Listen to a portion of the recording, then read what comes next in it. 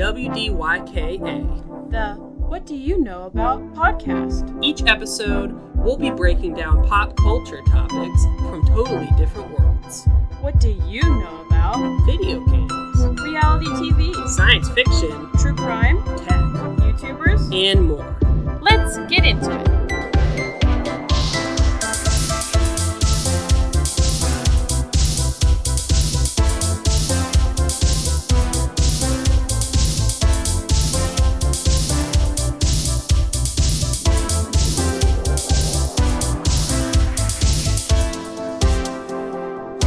And welcome back to episode 3 of What Do You Know About podcast. I am Mikaela, one of your hosts, and I'm here with my wonderful husband, Chris, your other host. Hey guys, welcome back. Today we have some new equipment. We have another microphone. Yes, we're no longer recording on the same microphone, so that's exciting. We don't have to have this crazy janky whole setup here, so that's pretty nice. Yeah, we both have we kind of have a nice little podcasting desk setup now, instead of having to weirdly huddle in a corner around a single microphone and make sure we're talking in the right spot. It's true. Yeah, so we're happy to be back. We were off for a week on vacation, and we both are currently at the end / recovering from a cold. So just FYI, if you hear some craggly voices, that might be why. But we're mostly on the mend. So anyways, I'm excited to get in today's episode. We're going to start off today with our Who Goes First game. I don't even know if this is technically a game. Yeah, exactly. Well, let's recap here. In week 1, I talked about the video game StarCraft. Why do you need to go back to week 1? Because we're only on episode 3, and this might be the first episode some people are listening to. I don't know. Fair enough. In week 1, we talked about the video game StarCraft, as well as the TV show The Bachelor, and our game was, what was it, rock, paper, scissors? That was last week. No. Rock, paper, scissors. And last week, we talked about the card game Magic the Gathering and the urban legend of the Hell House in Ellicott City, Maryland. And we did a deck of playing cards. Draw highest card wins. This week, I've gathered a bunch of dice. I have 3 black dice and 3 blue dice, a 6-sided die, a 12-sided die, and a 20-sided die of each. The way we're going to do this is we're going to roll, and the blue are positive numbers and the black are negative numbers. All right. So, I'm going to go first here. All right. So for the 6-sided die, I have -2. Okay, we're not going to say which die is what. Okay, just add it all up. The 12-sided die is 6, and the 20 is -3. So I have 1. You got 1. 1 is my number. Beat that. I'm going to make you do that. 1 is above average. It's 1 above the middle score you could get. Which one's the negative? Black? The black is negative. So let's see. -4 on the 20s. This isn't more interesting than the card game thing. No, it really isn't. I thought it would be. Maybe if we had rolled less dice. I mean, you beat me, so. Did I? This is 4. 5 is 9. -3 is 6. Okay. You got 6 and I got 1. All right, awesome. So the I boring go first. episode of What Do You Know About Podcast today. It's not boring. How do you know what I'm going to talk about? No, I meant because of the dice. Oh, the dice. And because of my bored sounding voice, because I have a cold. I'm like, welcome. You're like Phoebe when she gets her cold and she's like, oh my gosh, my voice. And she loves to sing with it. Yeah. But you're like the opposite. You're like, my voice, ugh. And I'm like, you should start singing. Well, you know what? my voice sound? Because I'm in my ears right now, and you don't have me on your headphones right now. Right. So I'm hearing myself sound like this. I'm up close to them, Anyways, for the first time in show history, I won. You're up first. I get to go first. Yeah, exactly. That's exciting.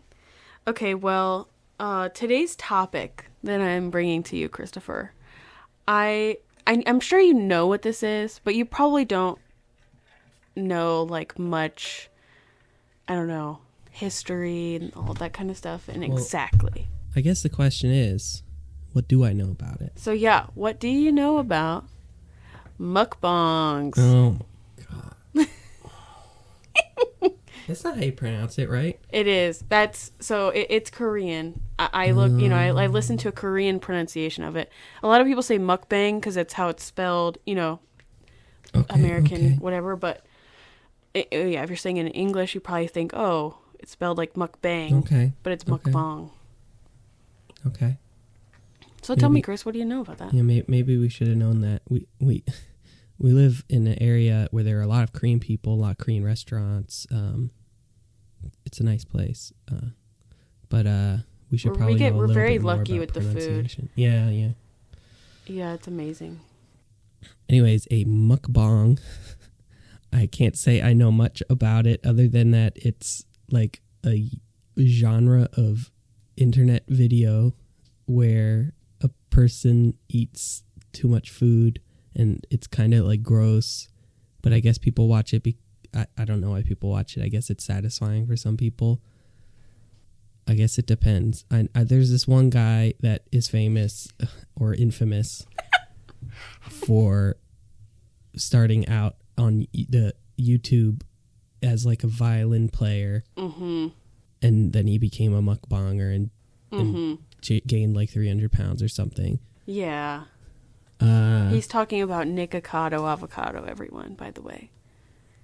Yeah. And I know that, your people you follow on the internet like to meme on him a lot. Yeah. He's easy to meme on. That's the extent. That's what I know about mukbang. All right. Well, all right, we're going to take it back to where it originated, who created this? What is going on here? What is it? What is a mukbang? What's the cultural context? Right. What is the cultural context of this? What is the historicity of the mukbang? Okay, so when you look up the definition of mukbang, it literally just says a video, especially one that is live streamed, that features a person eating a large quantity of food and addressing the audience. So that is like the basic description of what a mukbang is, and it's pretty much that. And it's changed a little bit over the years, but that's pretty much what a mukbang is. So mukbangs originated in Korea, and translated it means eating show. So they first streamed in South Korea in 2009 on something called Africa TV. Or Afrisa. Freaky TV. No, it's spelled AFREECA TV, which when I went on there, it's like a Twitch, but South Korean. It looks like Twitch. Lots of esports stuff happening. Lots of StarCraft, perhaps. Probably. Throwback to the first episode. Exactly. There's some similarities, yeah. Lots of live streaming things. Really, if you think about it, it's like StarCraft episode 2 on What Do You Know About? Right. Totally. Exactly, yeah. Let's see. So 2009 was when it was first streamed, and in South Korea they even have like cable channels dedicated to mukbangs. Like, they're very popular. So in most mukbang videos, the hosts are interacting with the viewers through like a live chat, and some of them will be cooking the food and then they'll sit down and eat it, and some do things like specifically go to, restaurants and things like that. And that's how a lot of them, they make their money by both having like donations through their live streams, Twitch and all those places do donations, and then also through sponsorships. So like going to a specific restaurant because that restaurant's sponsoring you and you're going to go and eat their food and show off all the things that they have on their menu, or trying out the new whatever from this place. It is usually like an exorbitant amount of food. The videos kind of all look very similar, and I think they all have this sort of setup that's very similar, where the food is kind of elevated on high up, so that way the shot is really just like a big bunch of food, and they're sort of like shoulder up. This is what makes me uncomfortable on like the YouTube thumbnails. Yeah. Tons of food, and them going like doing the surprise face, like hands on the face, Home Alone, like I can't believe it's so much food. Get some kind of big red arrow pointing at the food. Right, they're like 10,000 calories, donut mukbang or something, and you're like, wait a second, what? I will get into that, but that's usually the way that they visually look. You can kind of, you see the food, you don't really see a whole lot else but the food and sort of their shoulders up in their face and them eating. So obviously, like, my first question when I learned about mukbangs was, why do people watch this? And I've watched a documentary about this, which I definitely would suggest people watch if you're interested. It was really good. It's on YouTube by the YouTuber Kiana Doherty. She talks about kind of like the psychology behind it and everything. That was kind of my biggest thing, right? When I first learned about mukbangs, I was like, why? Who's watching this and why? Why are people watching this? Well, I guess in South Korea, since it's such a huge thing, they've actually done like research on this to, learn more about like what it is that people like about this. So part of it they found had to do with people who eat alone, live alone, they eat alone. Them watching these videos and watching the live streams made them feel, less alone, and it made them feel like connected to someone, and it relieved that sense of loneliness while they ate. Because I think in a lot of cultures, especially I think in Korean culture, like mealtime is very much like a sociable time or time with family or whatever. So if you're living alone, I think it's true for anyone, but mealtime eating alone can be, very lonely, especially if you're used to, eating with your family. So that was part of it. And then they also found that viewing others eat makes some people feel full. Like it curbs the craving of needing to eat. I can't personally fathom that. Whenever I watch these, I'm like, it's a mixture of things. It's disgust, but also like, that looks so good and I want to eat that, It's like the opposite of a cooking video. Right. Or at least in our culture, where watching cooking videos makes you feel hungry. Oh, yes. Yes. And that's the thing is, like, there's times when I've watched a mukbang video and I go like, oh my gosh, that looks so good and I want to eat that right now so much. And then other times where I'm like, this is nasty, like really gross. How can someone do this? I guess, yeah, the one thing you mentioned, the other reason why, people like watching this is because of like the ASMR type aspect of it, it's satisfying. Well, yeah, this brought a lot, when you started describing it, reminded me of ASMR. Yeah. Which, if people aren't familiar, it's another genre of internet video where it's a person alone addressing the viewer, and it's usually whispering. When people hear about ASMR, they're like, is this like a sex thing? Right. And okay, for some, maybe, but it is. I don't think really. But I think it's more about the satisfying aspect of it. Calming. The mukbang? Oh, no, just ASMR. Nothing to me is calming about a mukbang, but... Or sexual? Well, so that is something that I found in my research. It is like a thing. It's like a fetish, I guess, watching people eat. Especially like the really dirty, like, you know, slurping and like really excessive sounds and stuff like that. Yeah.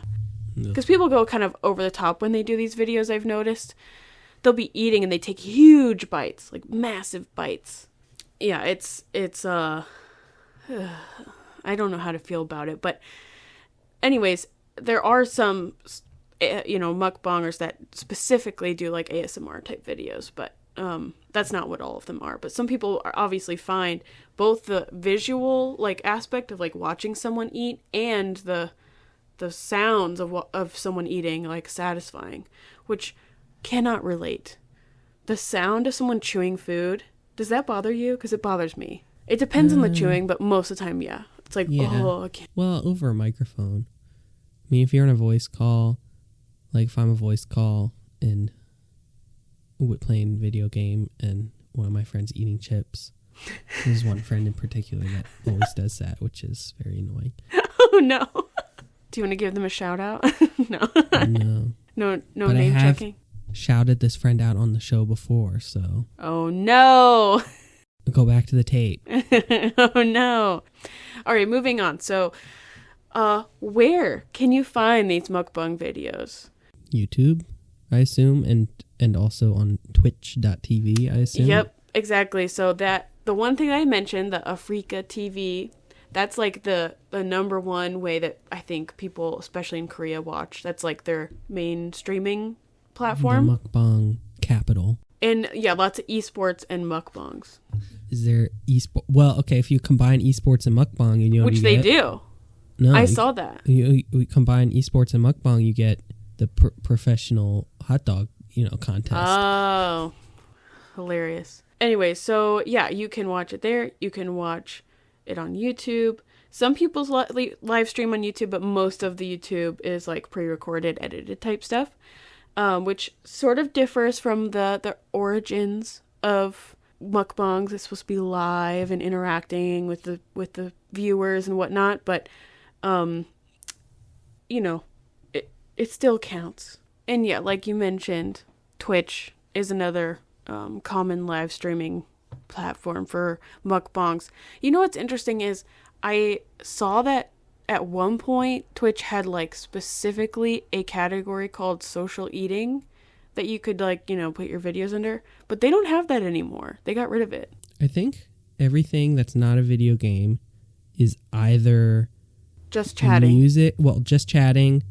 There's also a music one, I think, and an art one. Yeah. Mm-hmm. On Twitch. But I don't know what happened. They got rid of it, I guess. So moving on. What kind of people are doing this? Who does this?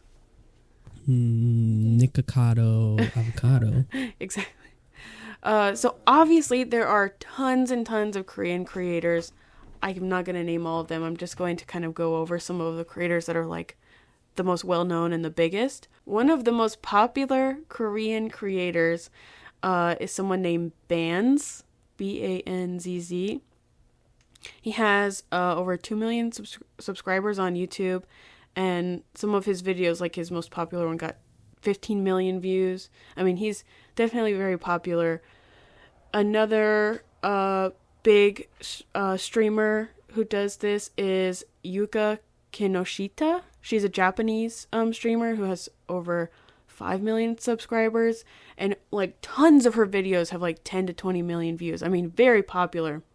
She's most known for having like these insane massive portions, like a huge massive wok filled with fried rice or whatever. Like, sounds good. It does sound good, but 20 eggs in a thing, like huge portions. For some reason that doesn't sound gross, whereas, the plate that is like all cheeseburgers. Maybe it's, the American mukbangs maybe are worse than the Asian ones, you're saying? Maybe. I don't know.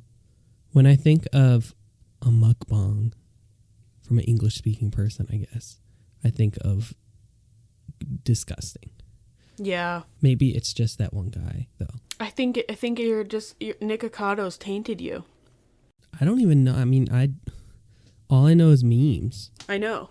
Well, anyway, so she's the same streamer. She's also really well known for being really good at describing the way the food tastes and the sound that it makes while cooking. That's like, people talk about that with her. That's why they like her. She's like really good at describing. See, that sounds like something that, you know, I feel like a lot of people would enjoy and I would enjoy, except for the amount. Yeah, I agree. I would watch somebody eating a meal and talking about it, and like a vlog almost, and also they talk about the food and that kind of stuff. But why does it have to be so much food? I don't know. I don't know why that's become like the thing. I'm not really sure why that's like the norm for these kinds of videos. I don't know if it adds to like the satisfying aspect of it, or maybe it's purely just the clicks, you know, getting people to watch your video. I have no idea. I don't understand it. And that is to me what is most like shocking. I don't even know if I think it's disgusting per se, because I don't believe that they even eat anywhere near close to all of it. You know, they don't. How would it be possible, you know? Yeah. Yeah, there's so many other Korean streamers and creators. I cannot name all of them. What was the first I just guy? named a couple. Bands, that's his It reminds me, Banzz. that's like all the StarCraft professionals, the Korean people, they all have names like that. There's like Maru and Byun and Flash. They're all like these little short, you know, names. Right. You know, and I did try to watch their videos, but none of them are in English, so I couldn't tell what they were talking about. But and then I you tried to watch an English one, and you clicked off. Well, so there are a couple American creators. One's named Stephanie Sue, and this is shocking to me. She's very popular, like very, very popular, but she does her mukbangs, but she'll talk about true crime and like conspiracy theory type stuff while she does the mukbang. So it'll be like 30 Popeyes chicken sandwiches. I can't believe that he killed this woman and buried her body in his mom's backyard. And it's like, wait a second, what now? We're talking about Popeye's chicken sandwich and this brutal murder? I feel like that would be fine too if it wasn't so much food. Like if it was like maybe eating vlog, I got a meal and I'm going to eat the meal and I'm going to talk. It's like, no, I'm going to talk and also eat 30 chicken sandwiches. Like, why does it, I understand the eating vlog. I don't understand the eating 30 sandwiches vlog. Yeah. I think my problem is, though, like, she's talking about something so serious while also doing something so outrageous. Yeah, but I mean, one of your favorite YouTubers, Bailey Sarian, she does, you know, I mean, okay, maybe it's not quite as outrageous, but, you know, she does like, you know, true crime vlogs while she does her makeup. I mean, you know, it's like, okay, you do true crime vlog along with something else makes sense, at least, you know, maybe to me who's had that context. And like I said earlier, I think just eating a meal is not a bad idea to vlog with. Right. I agree. Especially if there are people out there that enjoy the sound of someone eating, or like that's satisfying to them. Can't relate, but they exist. I wouldn't mind. I just don't get all close to the microphone. Yeah. Well, that's the thing. I don't mind. We'll get into this. So the next person I was going to talk about is a creator called Zach Choi. And he's probably the most popular mukbang person on YouTube, like, period. He has 14 million subscribers. And, like, some of his videos have, like, almost 100 million views. I mean, he's very, very popular. But what's interesting about him, he does not talk to the camera. He doesn't talk at all during his mukbangs. It's purely ASMR. So he has very high production value with his videos. And I was watching some today, and I was like, you know, I get it. I get this. because some of them I just can't do. Like this huge servings of like noodles. But he had this one video that I was like, this is satisfying. This is genuinely satisfying, where he just had like a bunch of different fried foods. And it wasn't like too much. It was like a good amount of food, but not like too much food. And he just had the sound of him taking everything out of the bags, and the sound of him laying them down, and the sound of him biting into like a crunchy mozzarella stick. And it was like so crispy and so crunchy. And I was like, this might get me. Because it was so satisfying to listen to. We all like watching cooking videos.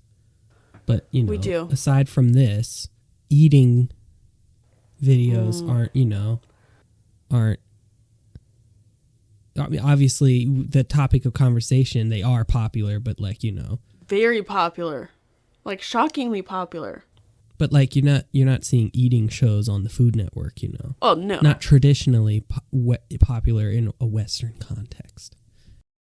No, I mean we don't have a mukbang. I mean, as far as I know, we don't have mukbang cable channels in America. I don't think. Yeah, I guess what I mean is like it's an internet thing. Right. Mm-hmm. It's not. I mean, cooking shows have been around a while and been popular. Yeah. But eating shows, I guess, are this new internet thing, right. Which is interesting. Well, yeah, and I think specifically the ASMR versions of these videos have become super popular. Like even short form videos like TikTok, like they're really popular. There's people, doing these short form videos. Like there was this girl on TikTok that I saw recently that does these videos where she just eats a stick of butter, but she dips it into different things. So she'll be like a stick of butter and marinara sauce, a stick of butter wrapped in a fruit roll up. And so those are kind of crazy. I couldn't possibly fathom eating a stick of butter, but yeah, she doesn't talk. She just, whatever. Well, and I think I've seen some other videos of hers where she eats like a massive like king crab leg or something, other, just kind of outrageously sized food items. Well, that sounds good. That sounds like an appropriate amount of food. A stick of butter. Leg. Oh. The butter. Yeah. But anyways, moving on. So the person you mentioned, Nikocado Avocado, he's known for, obviously doing the mukbangs, and he does a lot of those like crazy ones where he's like eating like 20 Krispy Kreme donuts in one sitting or something, or I don't know. Just these wild challenges where he buys like everything off the Cheesecake Factory menu, buying everything off of this thing's menu and sitting down with all of it. It's wild. But he's most known for being like super dramatic, over the top, just very, very wild, kind of these crazy facial expressions and, reactions to things. But anyways, so what I've learned in like researching this is that a lot of creators who do this like do not even come close to eating all the food. They will edit it specifically so that way they like will take a bite and they'll either like spit it out, they'll like hide some of the food away that was originally on the plate before, they'll do whatever so it looks like they're eating all of it, but they're not really eating it. And this is what it feels like there's two camps here. Maybe there isn't, but there's like, you said this started as like, social, and it's an eating show, and like it's like you're hanging out, that kind of thing, and watching people eat. But it feels like they're also trying to show off how much food they have and like deceive people on how much they're eating, and like it's like a shock factor thing. Yeah, absolutely. People click on it because that's so much food.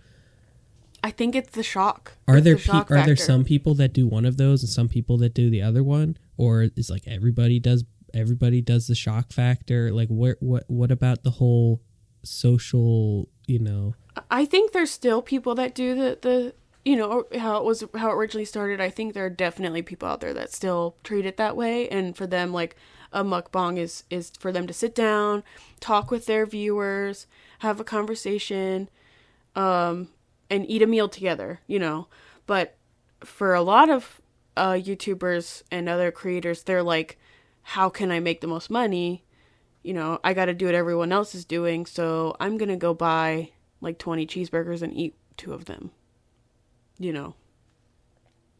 So that moves us into the criticism of mukbangs. Just now. So, right, we got good timing. So, a lot of people complain, and I think partially rightfully so, that mukbangs encourage people to this sort of unhealthy eating. Like, it's hard because part of me knows, like, obviously they're not eating all that food.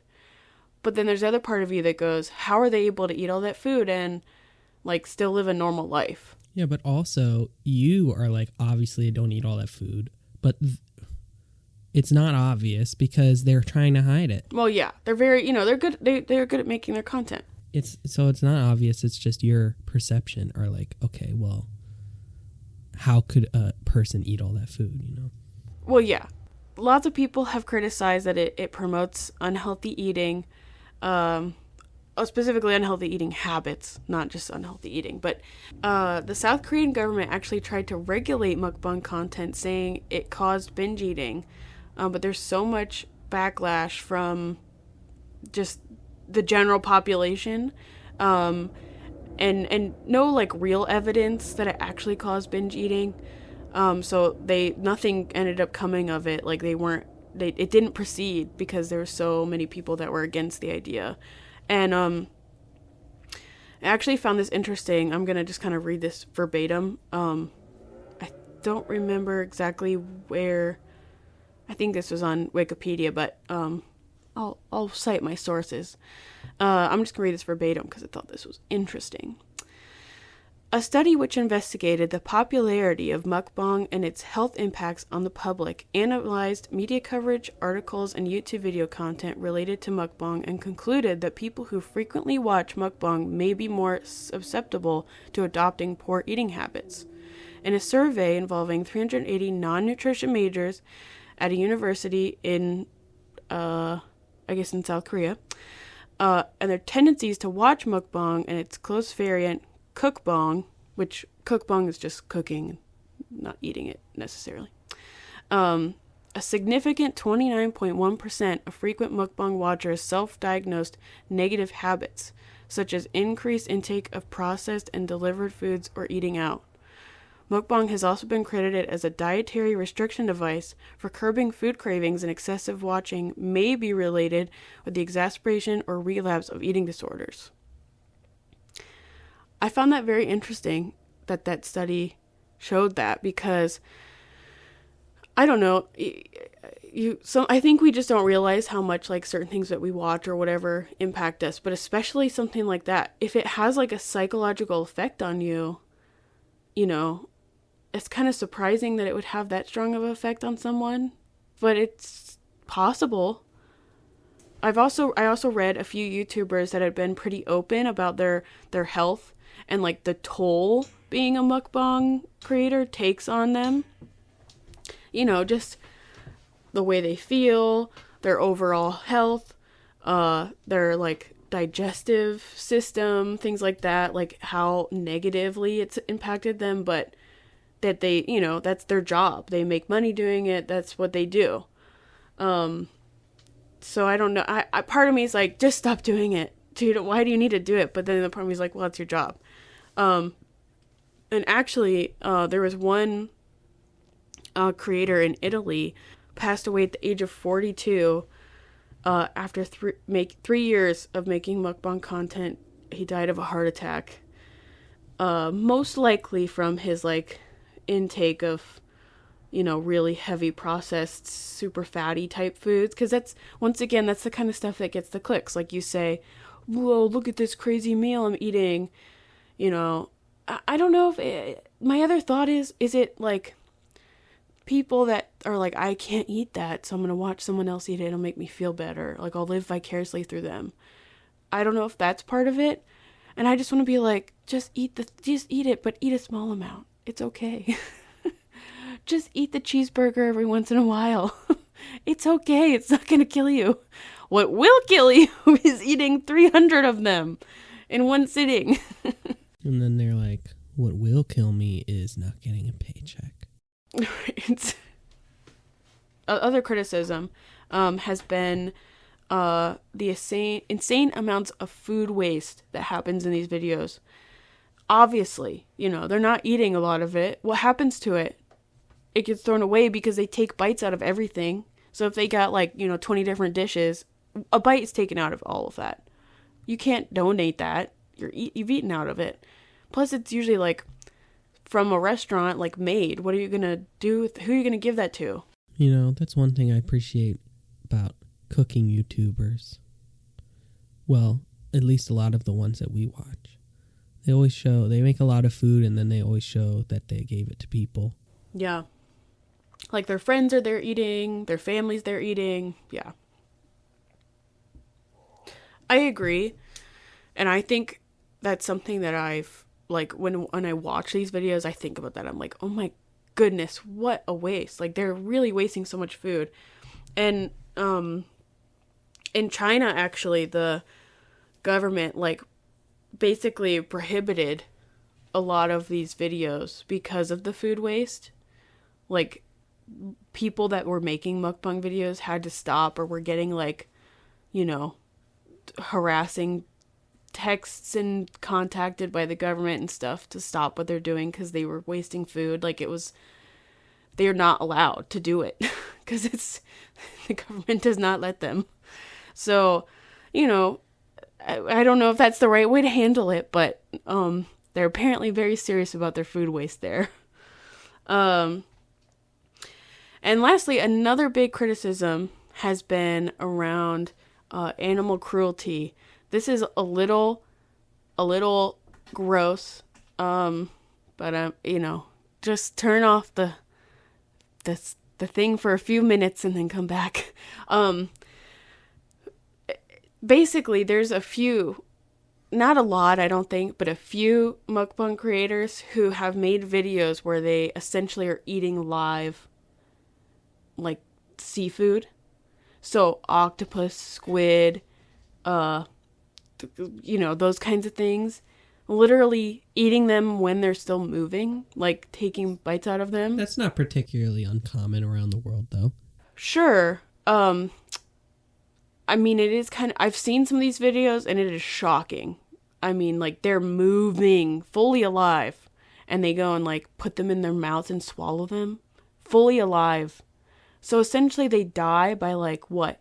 Their stomach bile tearing it apart? What a terrible way to die. It's so painful. But also, there's one specific creator who's been mostly called out for doing it, but she doesn't do these videos anymore, but she used to, where she'd have a big tank of eels and pour salt on them and watch their flesh. Yeah, see, that's okay. The octopus stuff, as far as I understand, that's people around the world do that as normal food. Sure, I don't want to hate on any specific culture. If that's your cultural norm, then sure. But obviously there's a limit to being cruel to an animal. Yeah. Where if you're taking this an octopus, smart animal, and they she was ripping the mouths off of them while they were still alive, stuff like that. It was just cruel. All for the sake of entertainment, So it's not just one creator, other creators have done it too, but yeah, not great. The thing with the eel tank doesn't sound, that's more uncomfortable to me. Yeah. I don't know why. Yeah, actually, why should that be more uncomfortable than the octopus thing? Maybe just because I've heard of the octopus thing in other contexts. Sure. Well, I think it matters, right? Is it a tiny little, they're so small, you can take a bite and it's gone, whatever. Or are you putting a massive, which I've seen this, it's so nasty. putting a massive like octopus or squid or whatever that's still alive and swallowing that. I just, oh, so gross. So nasty. Anyways, that's like the main, criticism that those few topics. And I think they're valid. They're very valid. Now, that being said, I think there are still creators, like I said, that are out there that are doing kind of the original content of sitting in front of the camera, eating their meal, maybe cooking their meal and then eating it. That's, sort of this wholesome, sort of let's cook a dinner together and eat our dinner together and have a conversation. And it's the social aspect and it's whatever. But it's definitely become more of the, oh my gosh, can't believe it's this many calories. Oh my gosh, can't believe I spent this much money on this meal. Oh my gosh, I can't believe I got the new Taco Bell, whatever, but I got 30 of them, More like, you won't believe. I mean, I personally, like I said, I do not watch these videos, but they're like so popular, especially on YouTube. I know people that do watch them and enjoy watching them. Yeah, what's your context? How did you get this idea for this episode? Well, so like I said, I watched that documentary on YouTube, and that was really, really good. And I was so fascinated by, like, she talks about like sort of the psychology stuff behind it, and I was so fascinated by that.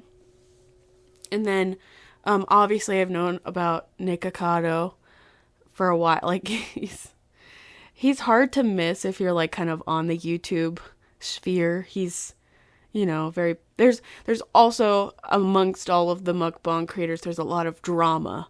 There's a lot of drama, of course. Which you love drama. Yeah. I'm not going to go into all that because I honestly, it's way more than I can understand. Because I mean, it's different when you're like, you've been following a creator for a while and then you're like, oh, that drama or whatever. But I don't follow any of these people. I never have. And, I did go and read about what happened, but I'm like, I'm not gonna, I don't know enough. Anyways, yeah, I guess that's it. Go check out some mukbangs, guys. I mean, if that's your cup of tea.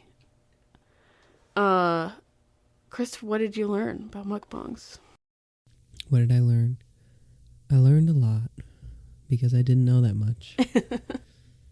I don't know. You took me on a journey. At first I was like, oh, it's that gross thing on YouTube that's like makes you uncomfortable. And then you went into some history about it being about social and eating together and bringing back, the family meal kind of thing. And then you brought it back around and it was gross again. So I'm so sorry. You brought it back to where I started. I'm so sorry. But I learned a lot along the way. A good YouTube video essay documentary can really inspire a lot, like a podcast episode. Absolutely. I mean, I watched this documentary like probably almost a year ago, but it was good enough that I was like, ooh. And then I don't know, I feel like I'm aware of mukbang culture, I suppose. And now, of course, all my YouTube recommended, it's going to be mukbangs. Maybe I'm going to get into it. There's a lot of subcultures that I know a lot about that I don't participate in. So, similar kind of thing. Speedrunning, video game speedrunning, for example. Yeah. I don't really watch a lot of video game speedruns, but there's a lot of information on the internet about the subculture, even if you're not part of the subculture. Oh, sure. We might talk about that one day. Sure. All right. Well, we'll put at least the documentary in the description. I don't know if absolutely. We'll put any mukbangers in the description. Maybe one or two, but I named them. If if you're interested, you go check them out, but at your own risk. We'll put the sources into. Yes. Last time Mikaela had some good sources and I just had Wikipedia. And spoiler alert, it's going to be the same thing this time. All right. Well, I guess we'll take the quote commercial break right now. Be right back. Dun, dun, dun. Did I get the key? Maybe you can line that up and see if I got the key right for the music. Maybe you did. All right. Welcome back to the show. My part of the show. It's my part of the show now. To everybody that skipped ahead of whatever boring topic that was, to this topic, welcome. Hey now. To everybody that didn't want to hear my topic, you can turn it off now, I guess. But we would really like if you stayed around. Yeah, because that's the point, is to show differing perspectives and different types of topics. And to learn something new. Mikaela just gave a cheesy little face. Okay.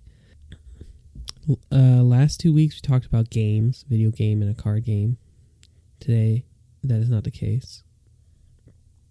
We're not talking about a game.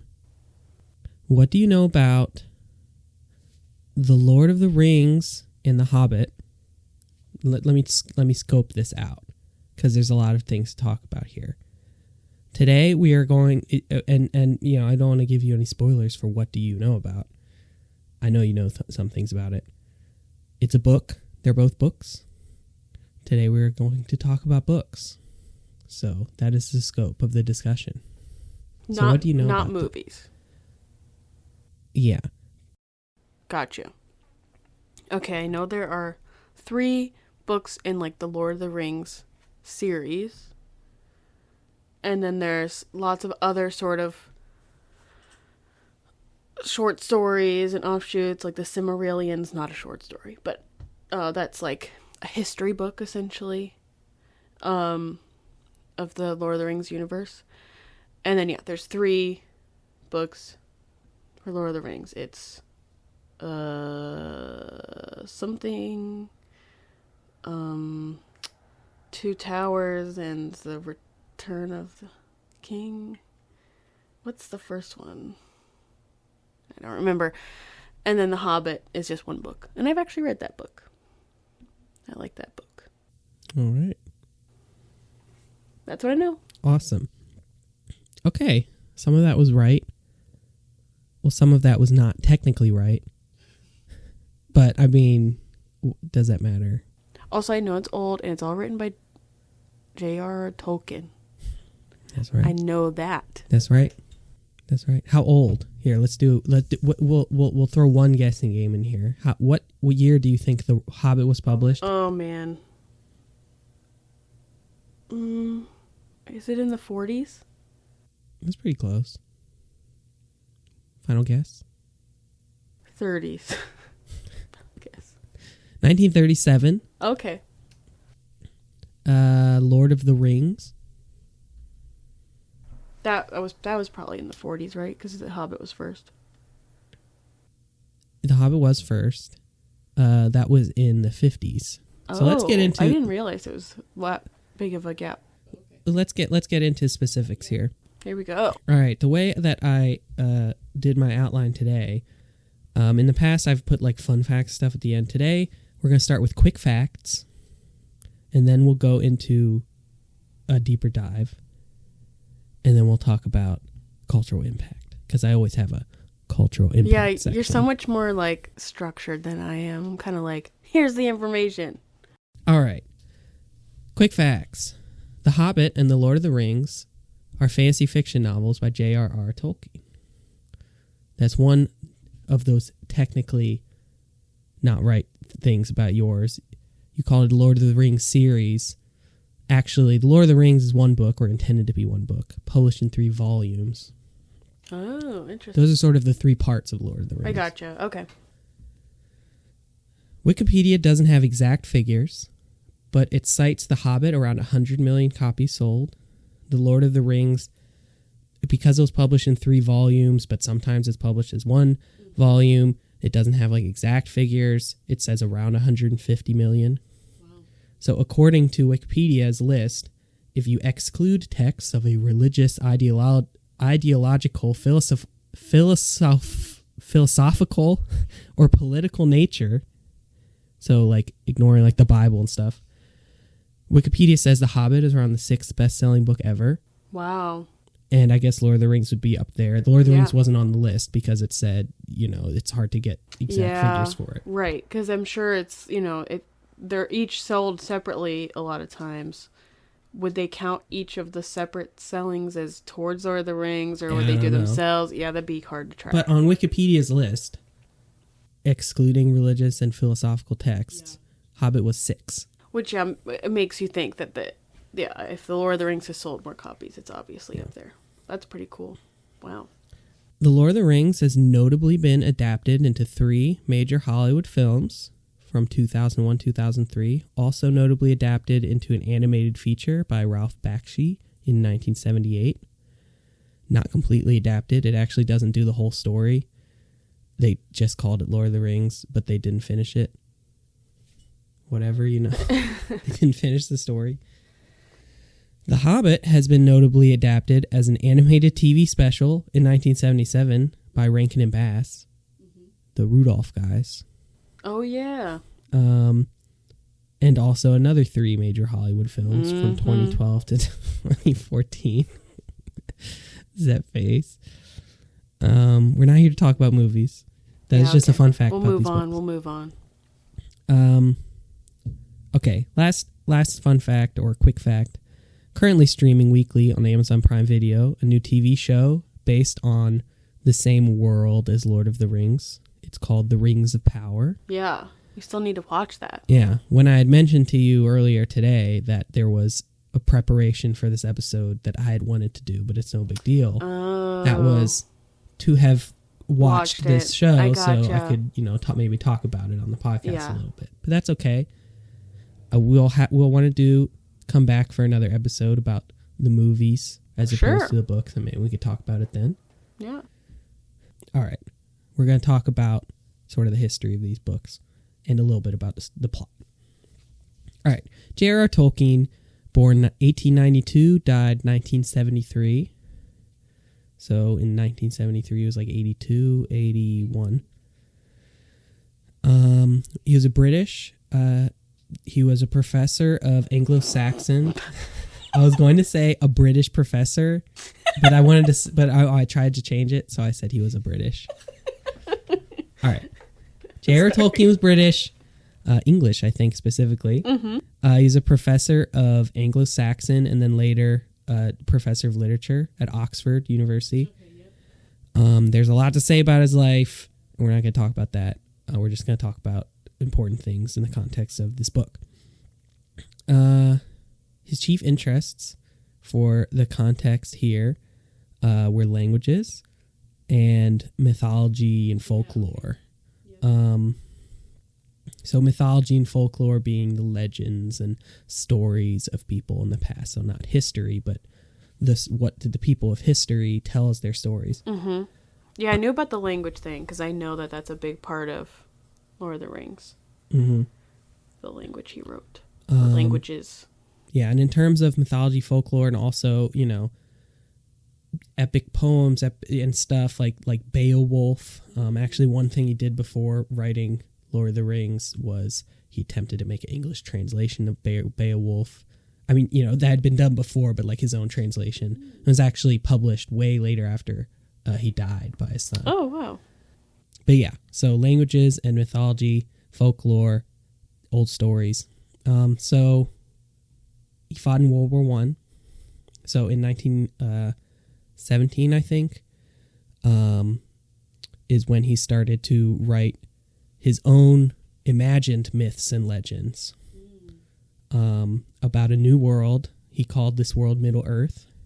It was sort of a mishmash of fairy tales and myths and like Norse mythology and English fairy tales and all of these things sort of mashed together, which, mind you, nowadays this is a typical thing, right? Fantasy world, castles, elves, dwarves, wizards, all the stuff. Dungeons and Dragons, we mentioned that last week. This was not the case. I mean, but Tolkien's Middle Earth was the first one of these. Yeah. Invented this. Right. I mean, he didn't invent like elves. He didn't invent fairies. You know, he put together all of these elements that had been in fairy tales, that had been in mythology, and he combined them together into this fantasy world, which we call fantasy now. That is now in everything. Right. So yeah, while he's fighting in World War One, he starts to invent this own world, right? Like during the war, like while he was. I think his first notes about this world was he wrote in notebooks when he was like in the trenches and stuff like that. Wow, guess it's a way to escape. Yeah, I guess. Yeah, he's said later that he sort of meant for it to be like a mythology for England, because a lot of the mythology of the Anglo-Saxon people or the original people of the British Isles has been lost to history because they were sort of subsumed by the Roman Empire. Yeah. So he's like, this is sort of like a mythology for the English, is sort of one of the things that he wanted to make out of this. Another reason he did this was sort of a platform for languages that he had developed as like a hobby. He had, created his own languages because he was a linguist. He was he was an enthusiast. And so he made these myths and stories for this imagined world to include these languages, to include them in poems and songs and stuff inside these legends. Mm-hmm. Moving on to the published works, because at this time, and this was for years and years, I mentioned 1917, The Hobbit wasn't published until 1937. Yeah. So over years and years, like 20 years, these are just personal things. His own version of these ancient legends, his own version of these epic poems, his own version of this stuff with his own languages and his own characters and his own world, just for himself. So 1937, here's the story. This is how the story goes, whether or not it's actually true. Is he was grading papers one day, and he came to a blank page at the end of one of the papers, and he just thought, in a hole in the ground lived a hobbit, and he wrote it down. And then he was like, I should make a story out of this. A hobbit wasn't, a hobbit is like a made up word just like at the spot. So who knows if that is a true story. I think Tolkien in some letter recollected that was what happened. Oh, okay. So. It's pretty funny. So yeah. Looking at like Wikipedia, I don't think he had published anything. He maybe published like a few journals or magazines or something, and it had mostly been like children's rhymes and stuff like that. So it was sort of in the avenue of, children's literature, let's say, which The Hobbit is. The Hobbit is a book aimed for children, say like 8 to 12-ish. In the story, a hobbit, Bilbo Baggins, which for the unfamiliar, hobbit are like people, but they're short and they have hairy feet and they like to eat food and they like to chill and they don't like anything that is dangerous. They don't like adventure, except for Bilbo Baggins. Mm-hmm. Well, except for, Bilbo Baggins after he goes on the adventure. Before, he's very like, no thanks. Right. But yeah, so he lives in this hobbit hole. He lives a cozy life. He's approached by a wizard named Gandalf, big tall guy, pointy hat, sort of based on sort of like the Merlin from Sword in the Stone or stuff. Or not Sword in the Stone. Sword in the Stone is a Disney movie, just from, King Arthur and stuff at the time. Now everybody else is based on Gandalf, So he shows up and he's like, you should go on this adventure. And he's like, no, I don't want to. And then eventually he does. And he ends up going on this big adventure with 13 dwarves. And they go to kill this dragon and get this treasure back. And it's a big adventure. And it's a fun time.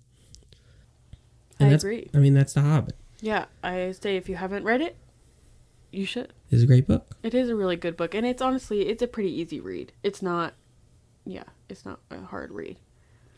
So The Hobbit, as we established earlier, is super popular. Sold a lot of copies. Big book. Popular. It was a big popular book. It was supposedly set in like a general fairy tale world, but Tolkien always had the back of his mind that, oh, this is like in my, or this could be in my Middle Earth world that I've been working on this whole time, right? All of these legends and myths. Obviously, popular book. So the publisher is like, you should write another book. Tolkien was like, I write slow. They're like, okay, it's fine.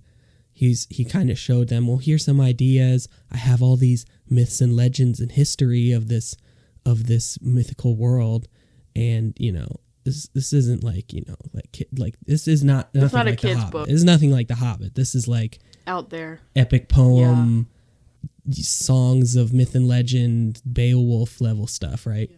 So like, no, you should do more Hobbits, right? So Tolkien is like, oh, do more Hobbits. Eventually he's like, okay, I'm going to write this second Hobbit.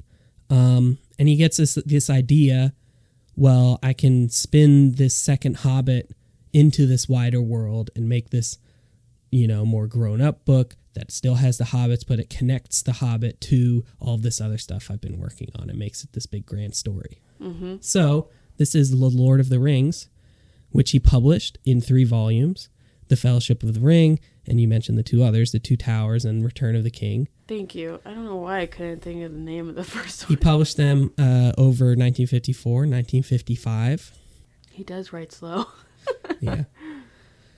So the story starts, quick overview of the story. So it starts with the Hobbits from the first book, right?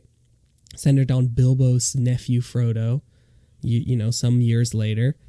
The thrust of the plot is that this magic ring that Bilbo happened to find in The Hobbit, that was just some side adventure where he found this magic ring, just happens to be a mystical embodiment of a dark evil being that is going to take over the world, and it's like the darkest thing in the world. Just happens to be, Yeah, just by chance. So Gandalf is like, Hobbits, take this and we're going to go to Rivendell, which is like this big important elf place. And then all these important characters in Tolkien's world all meet up and they discuss, what are we going to do about this? So they go out on an adventure with a group of characters. There's the hobbits, there's these men, there's the dwarf, the elf, the wizard. All these people go out. They go on this adventure. Eventually, they all split up and they go their different ways, and just the story gets wider and wider and wider, and more big battles and more important stuff, and nothing like The Hobbit, basically. Starts out like The Hobbit. It's just this adventure with the hobbits, and it turns into this big giant thing. It's nothing like The Hobbit. It's big battles and wars and very serious. And yeah, that's basically it. Lord of the Rings, also a big, really popular book. And eventually, there had been lots of attempts to make, film adaptations or other adaptations, but none of them really stuck, except for the animated film, until 2001 through 2003, so when 3 films were made, which was a huge, gigantic film hit. Yeah. Which, that's not the topic of today, to talk about the films in depth in particular, but I'm sure it skyrocketed interest and sales in the books, because I bet there were a lot of people who had never read the books that saw the movies. And yeah. Footnote on the deep dive section: those myths and legends that Tolkien had been writing since World War I, and he had all these writings, were compiled by his son after he died, published as a book called The Silmarillion. Mm-hmm. And there's also other books, because he had, the main thing he was writing, which is like this big giant history of Middle Earth and all of these things that happen and compiled from like the beginning of creation up until a certain point. Mm-hmm. That was one thing he had been working on, and that was published as Silmarillion. He also had other, scraps of writings and songs and poems and stuff like that, which have been published by his son after his death in other forms as well. Mm-hmm. The new Amazon show Rings of Power is based on parts of the Silmarillion. Mm-hmm. It's actually there's a real scrap at the end of the Silmarillion, because one part of the Lord of the Rings is that there's these rings, because it's Lord of the Rings. There's more than one ring, but the other rings don't really play that big of a part in the story, right? Of the Lord of the Rings. Right. But the show is gonna the Amazon show, and we haven't watched it, but it's sort of about some of the events that take place behind these, how all these rings were made, right? And that's just a little part at the end of the Silmarillion. It's like a chapter or whatever. Not that the chapters are short. Yeah. But yeah, I don't think the show has the giant, 20-page single-spaced creation myth and all of the gods. All right. Cultural impact section. I mentioned earlier, this was the father of the fantasy genre.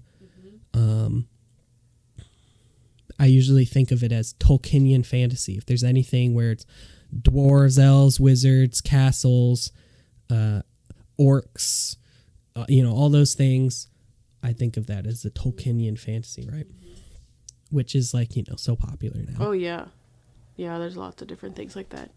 Yeah. So that was a big, big splash in the world of, literature in general. To think about something that's so ubiquitous, and this was like the invention. It's probably one of the most popular, like Game of Thrones, or, even some of the sci-fi stuff, they kind of play off of sort of some of that fantasy aspect, like the way those movies are made, books are written, that kind of stuff. It definitely, you can see they get inspiration from it. How so? Like, what do you mean in particular?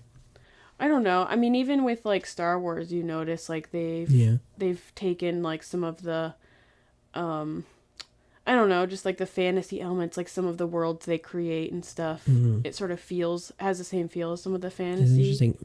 When they made Star Wars, George Lucas was, really into the myths and legends and all that stuff that Tolkien was into as well. Right. Yeah. So I don't know. I think it kind of bleeds into different things like that. But also, fantasy's so huge right now, especially Game of Thrones. Like, that's the big thing. And the thing is, it's like a lot of this stuff Tolkien didn't invent. Sure. He didn't invent elves. Elves have been around in fairy tales forever. Right. They didn't invent, dwarves. Those are like a Norse mythology kind of thing. Right. He didn't invent...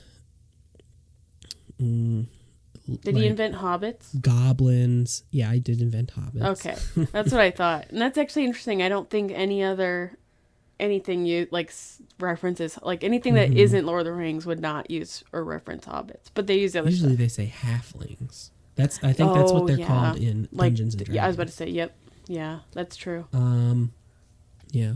There are a couple things Tolkien contributed to the English language.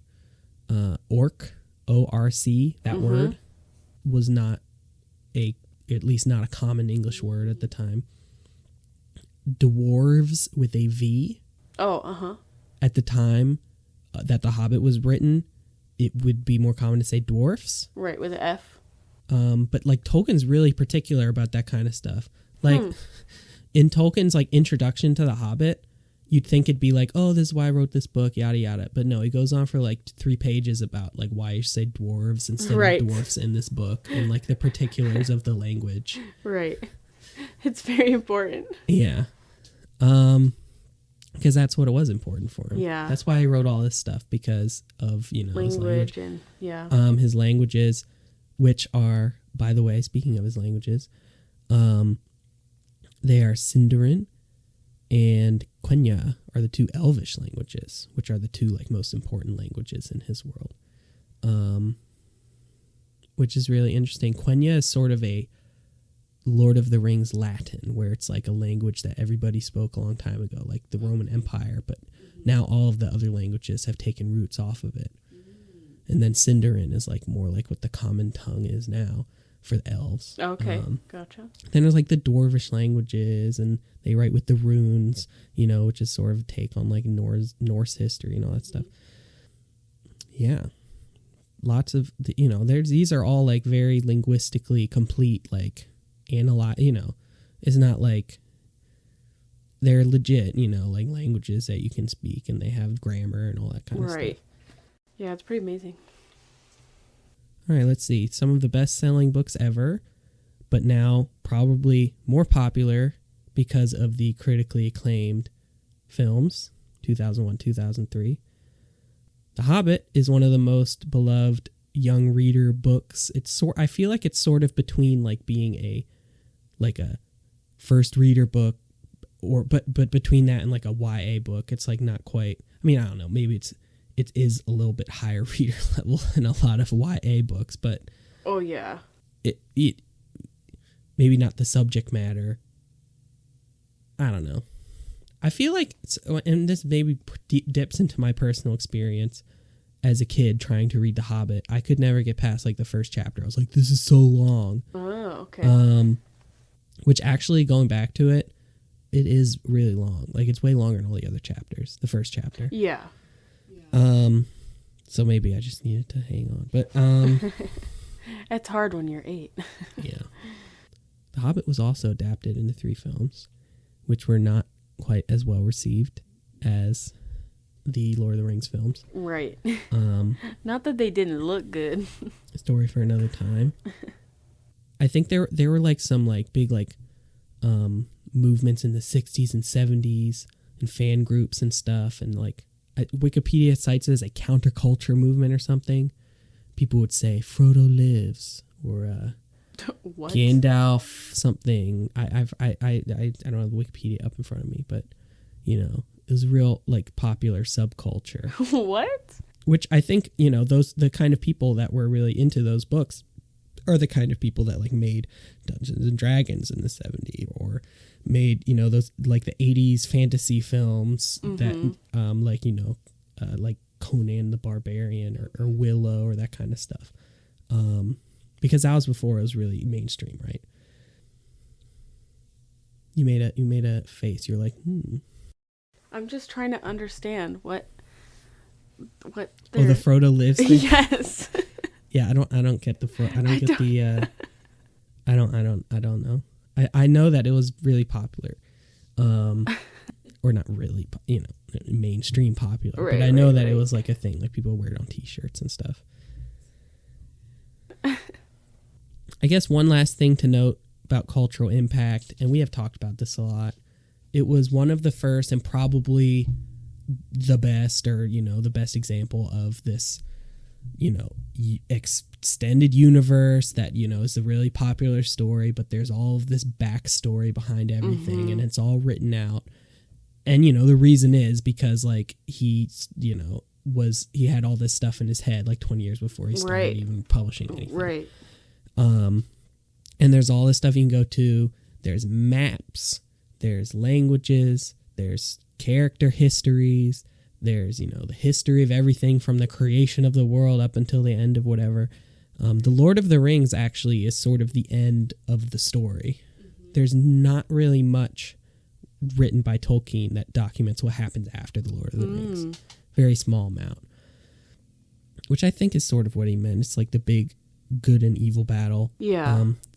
I know that there was times in his life after he wrote the Lord of the Rings that he had tried to start to write a sequel to the Lord of the Rings, but he never got that far. He'd written about it in letters. He actually wrote a lot of letters that were like documented and you can like read, where people asked him questions about his stories, or you know, other various correspondences that are compiled by his son. Oh. There's a lot of writings of Tolkien that were compiled by his son after he died and published, and you can find them all. One in particular is there's a big series of books called History of Middle Earth, which is not the history of the world inside the world Middle Earth, but it's the history of Tolkien creating Middle Earth. Okay. That's pretty cool. Which is something I would like to read someday. Yeah. I'm still on the Silmarillion. Right. I've heard that is very difficult to get. It's a little bit. It's not like a novel. It's like history class. Right. Yeah. So all of this stuff, and everybody wants that now, right? Everybody wants this extended world. Everybody wants, you know, Harry Potter wants that. Harry Potter wants to put out the book Harry Potter wants to be Lord of the Rings. Well, that's a different story. Harry Potter wants to put out their book of potions that makes it look like there's this expanded world where all the potions have all the specific, or, you know, they want to put out their handbook or their whatever. But Tolkien, you know, did it first.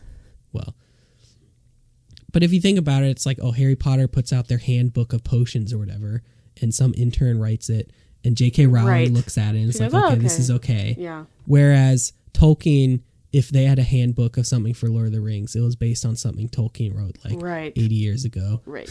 before the Lord of the Rings was It even seems published. like a lot of the stuff with Lord of the Rings is pretty like sacred, right? Like the things that he's written. And that's one reason why fans get upset over, Things being changed. movies being or- bad or Yeah. or things being changed from the source material, or or this new show coming out has Right. some fans saying this, some fans saying that.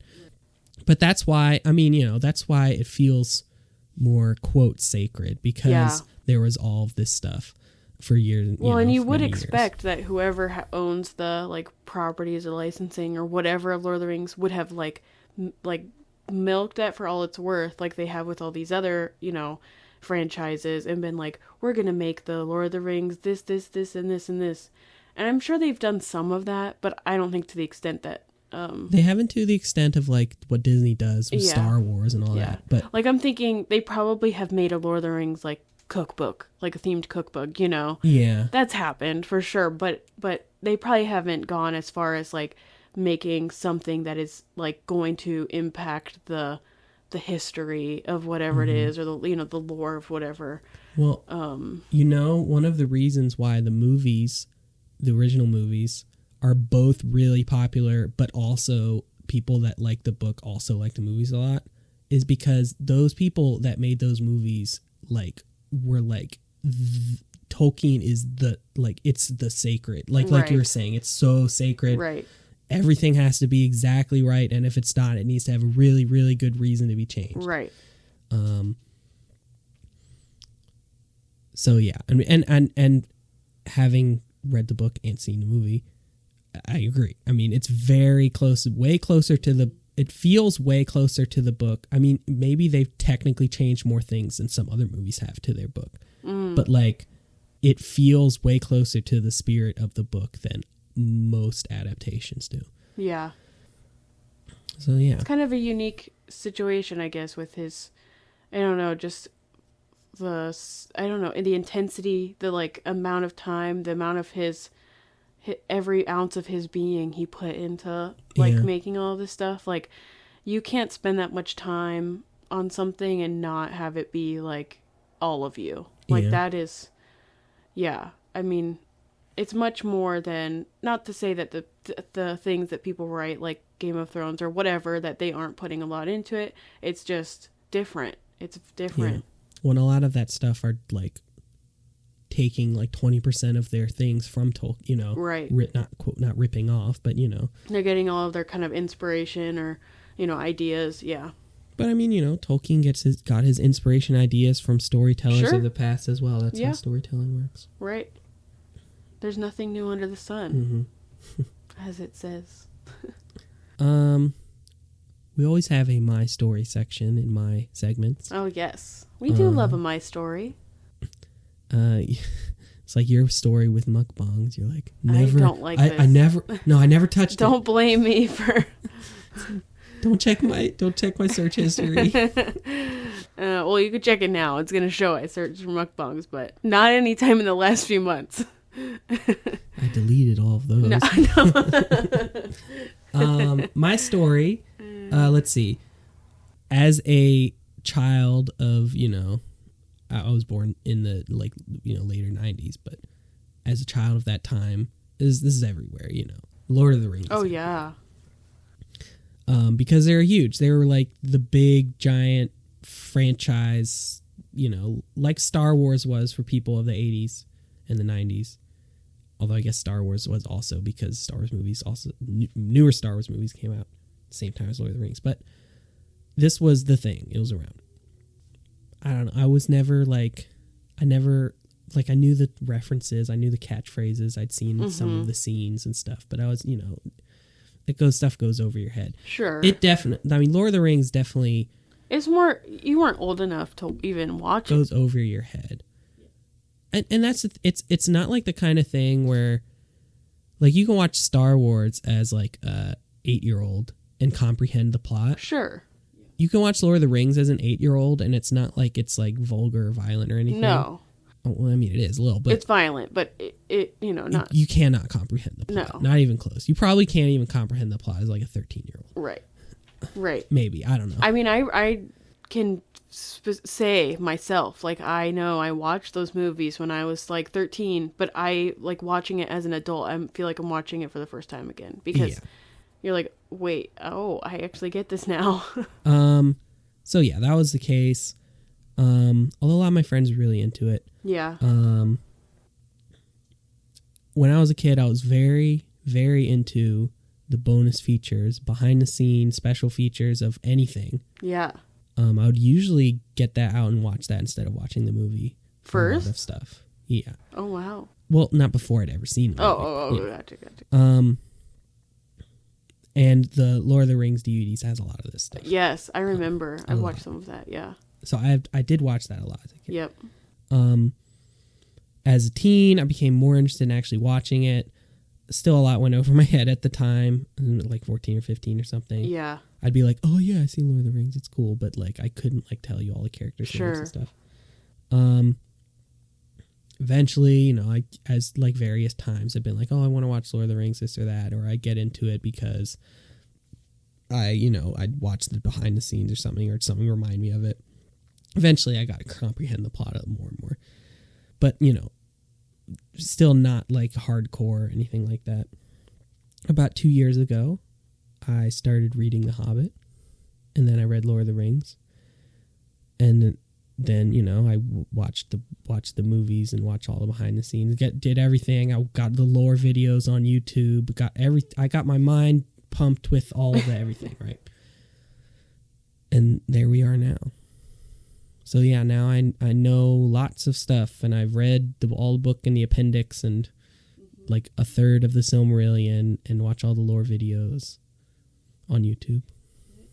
One thing about the Lord of the Rings, when you read it, or at least when I read it, I was like, whenever it mentions like a location, like I cannot keep reading unless I flip back to the map and like I know exactly where it is. Yeah. So I have a very good sense of like where everybody is. Oh. At all these points in this story, geographically. Like even when you're watching the movie, and then when I watched the movie, when I watched the movie after reading it, I was like, "Whoa, I know where that is. I know where that is." They got this right or they got this wrong. Mm-hmm. And then there's actually a Minecraft server you can go onto where they recreated, or they're working on recreating everything in Middle Earth. That's cool. There's actually more than one. But once I know geography, you can go on there. Yeah. And usually people just type in the thing and they teleport to, the place that they saw from the movie. Sure. But I was like, after I read the book, I was like flying around and like trying to find all of the places, nice. By like walking there or flying there or whatever. Walking there would take way too long, take hours. It's like, I don't know, I think it's like 50th scale or something. Oh, okay. Which still takes hours to walk anywhere. Yeah. Yeah, I don't know. That's all I had prepared. I mean, there's plenty to talk about, obviously. We didn't really even talk about the story that much. We also just talked about the book and the periphery around the book. But, yeah.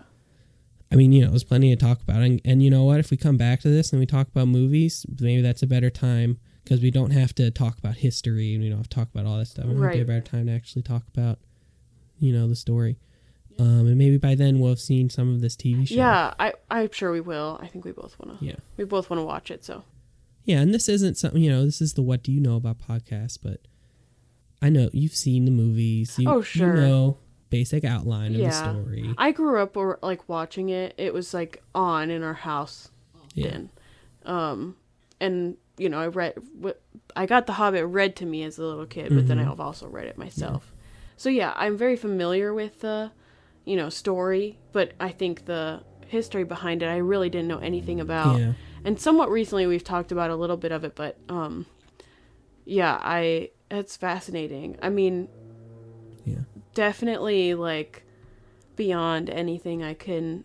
I feel like people are creative in general, but I am not that not that creative. Like, being able to literally create an entire world in your brain, I mean, that is just I mean, that's what you do when you write a fantasy science fiction. You write a fiction book. You're creating a world in your brain. And it's interesting because it overlaps. It's not even just creativity. It's also like just straight up, like he's intelligence, like so smart. Well, yeah, he's using his, because he's a professor. I mean, it's not like he is, working in an office and on the side he's doing his dream project. He's like, it's his job to research ancient languages and stories and all of this stuff. And, as his side project, he like makes his own version of that. Right. And then eventually, because he's a professor and he's a writer, he writes a book. And it just happens to go along with that stuff. And then it becomes this big deal. And so he has a lot of time and more money to sit down and write a bigger book. There you go. Yeah, it's very impressive. Very cool. Well, yeah, awesome. So what did you learn? Well, I guess you just said what you learned. Yeah, I didn't realize that there were so many languages that he wrote. I thought it was just Elvish. I thought it was one. So that Elvish comprises 2 languages. Yeah, I didn't know that. The one of them, Quenya, the Latin, the Elf Latin, is like most most comprehensive and like the most amount of words that are on record, and whereas the other one doesn't have as much documentation around it. Yeah, I didn't even know. I thought it was just Elvish. Yeah. It's mostly, most of the languages branch off of Elvish. And then the languages that the dwarves speak are like the only one that isn't like related in some way, really. I gotcha.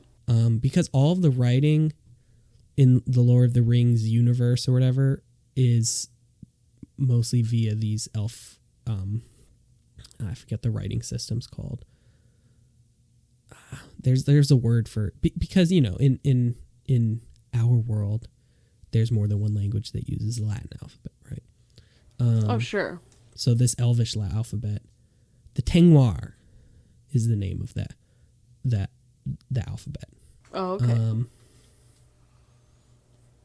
Anyways, I think we've rambled enough at the end of this section. Seems like we're right on time for a good length episode. Yeah.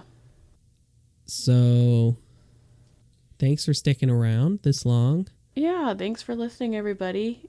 And I'm going to shamelessly once again say, if you like this podcast or you like this episode, leave us a 5-star review. And if you're on YouTube, like and subscribe. Leave us a comment. Any questions you may have. Engagement. What did you like about this episode? What did you learn from our episode? What do you know? We would love to hear from you.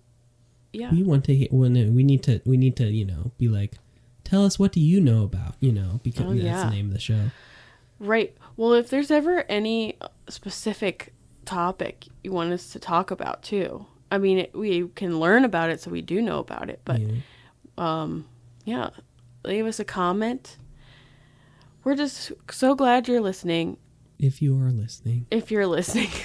If anyone made it this far. I think our stats right now is like 20 random people, according to the stats across the world, that who knows, maybe they're just robots. And then like a few family and friends. Well, we love our family and friends. And we love our robots. And we love our robots. Yeah. So. All right, guys. See you guys. Bye. Thanks so much for listening.